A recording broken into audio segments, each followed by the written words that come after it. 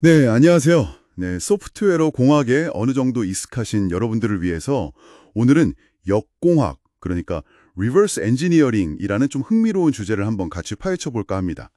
여러분께서 보내주신 이 자료들을 쭉 보면서 이 역공학이라는 게 도대체 뭐고, 왜 중요하고, 또 실제로 어디에 어떻게 쓰이는지 그 핵심만 딱 뽑아보는 게 저희 목표입니다. 바로 시작해 볼까요?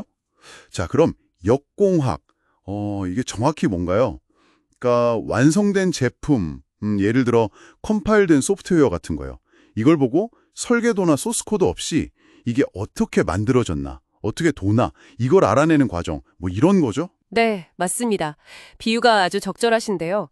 그 완성된 요리만 딱 맛보고 레시피를 거꾸로 알아맞추려는 것과 비슷하다고 보시면 돼요.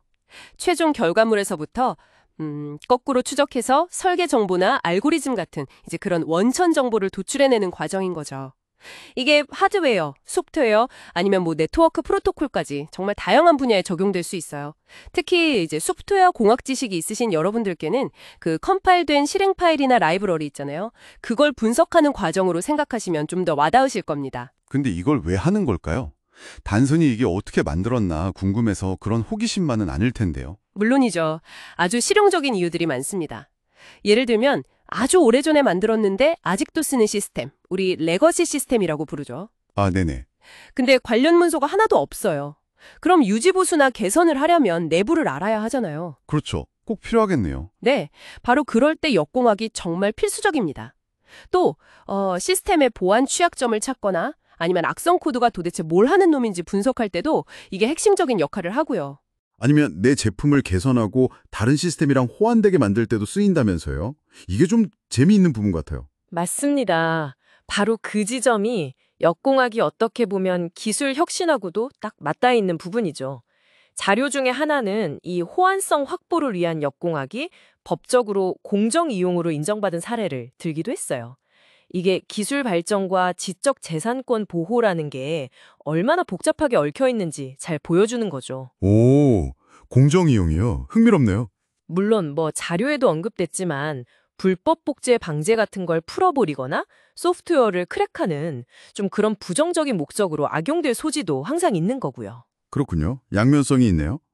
그럼 이제 실제로 어떻게 하는지 그 방법론으로 넘어가 볼까요? 아까 정적 분석이랑 동적 분석이라는 말이 나왔었는데 이게 핵심 기술인 거죠? 네, 그 두 가지가 가장 기본적이면서도 중요한 접근법입니다. 정치적 분석은 프로그램을 실행시키지 않고요. 그냥 코드 자체를 이렇게 뜯어보면서 구조나 로직을 파악하는 방식이에요. 반면에 동적 분석은 프로그램을 실제로 돌려보면서 메모리 상태가 어떻게 변하는지, 함수 호출은 어떻게 되는지 이런 동작을 실시간으로 관찰하는 거죠. 아하. 예를 들어서 정적 분석할 때는 IDA 프로 같은 그런 디서셈블러를 많이 쓰는데요. 이건 뭐랄까, 컴퓨터만 아는 기계어를 사람이 조금 더 이해하기 쉬운 어셈블리어로 번역해주는 일종의 번역기 같은 역할을 한다고 보시면 돼요. 번역기 역할이라니 비유가 확 와닿네요. 그럼 디컴파일링이라는 것도 있던데 그건 뭔가요? 그것도 되게 중요한 단계라고 하던데요. 구체적인 구조나 로직을 이해하는 데는 정말 큰 도움을 주죠. 아, 그러니까 맛만 보고 레시피를 거의 복원하려는 시도 같은 거군요. 네, 그렇죠. 그거랑 비슷하다고 볼 수 있겠네요. 이 외에도 뭐 분석 결과를 자동으로 문서화하는 기술이라던가 아니면 특정 목적, 예를 들어 보안 취약점 탐색 같은 데 특화된 분석 기법들도 있고요. 이야, 기술이 정말 다양하네요. 앞으로 뭐 사물 인터넷 IoT나 인공지능 AI 시대가 되면 시스템이 훨씬 더 복잡해질 텐데 그럼 역공학의 중요성은 점점 더 커지겠어요? 정확하게 보셨습니다. 기술이 복잡해지고 막 서로 연결될수록 그 내부를 이해하고 분석해야 할 필요성은 계속 커질 수밖에 없어요.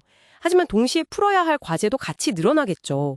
뭐 저작권이나 특허 같은 법적 윤리적 문제들, 그리고 아까 말씀드린 불법 복제나 보안 위협 같은 문제들이요. 그렇죠. 그래서 기술적으로는 또 반대로 코드를 일부러 막 읽기 어렵게 꼬아놓는 난독화, 오브시케이션 같은 역공학 방지 기술하고의 경쟁도 계속 심화될 것으로 보입니다. 결국에는 이 기술 발전과 어떤 권리 보호 사이에서 균형점을 잘 찾아 나가는 게 앞으로 중요한 숙제가 될 겁니다. 자, 오늘 이렇게 역공학에 대해서 좀 깊이 알아봤는데요. 들어보니까 결국 역공학이라는 게 단순히 뭘 분해하는 기술, 이걸 넘어서서 기존 기술을 이해하고 더 좋게 만들고 또 보안을 지키는데 정말 필수적인 아주 강력한 도구다 이렇게 정리할 수 있겠네요. 레거시 시스템부터 최신 기술 분석까지 그 쓰임새가 정말 넓은 것 같고요. 네, 핵심은 이 기술이 어떻게 보면 혁신, 그러니까 호환성 확보나 개선 같은 측면하고 또 보안, 즉 방어나 분석이라는 양날의 검과 같다는 점을 이해하는 게 중요합니다.